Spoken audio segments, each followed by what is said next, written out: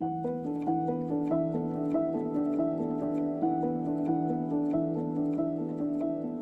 City of Vancouver recently released our first resilience strategy, and a big finding out of this 2-year process was that we need to find more creative ways to engage people in these really complex discussions. And so we're hosting colleagues from the City of Melbourne, as well as an amazing group of local artists, Indigenous knowledge holders, and resilience practitioners who are coming together to really reimagine the way that we think about the climate crisis and the other very real crises that our community is facing.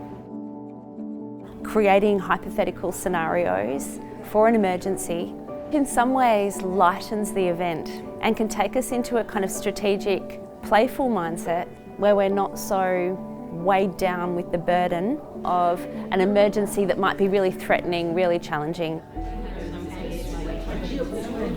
I'm interested in kind of a decentralized place-based art exhibit where if you're in the downtown core, you may want to exhibit like this is how far the glass might fall, or this is what it might look like, or how the floor might crack. And you would almost work backwards to be like from recovery to response to like the immediate, like in the earthquake to like, so now that you've had all these experiences, what would preparedness look like for you? Artists are adept to dealing with complex ideas. You know, they can hold them outside of themselves, they can see connection between disparate points.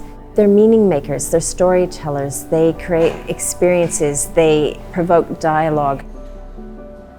When we work with artists on interdisciplinary teams, we have the advantage of a particular kind of discipline that the artist is deeply committed to, which is that of the imagination.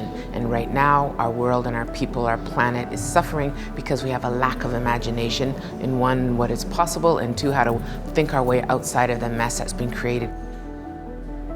How do we look at people who are from these lands as having knowledge that is essential? Hopefully getting past the kind of extractive approach of, you know, taking and taking and taking that colonialism kind of imposed onto these lands. Yesterday we went back 133 years ago with the Great Fire of Vancouver to talk about how things were dealt with at that time and how are they dealt with today. Are we still managing to find ways to support people through these traumatic disasters?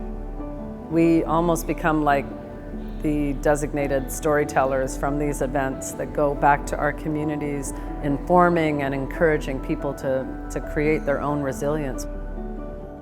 The thing about storytelling is usually someone who's in the middle of a trauma can't tell the story because they haven't reached the resolution yet.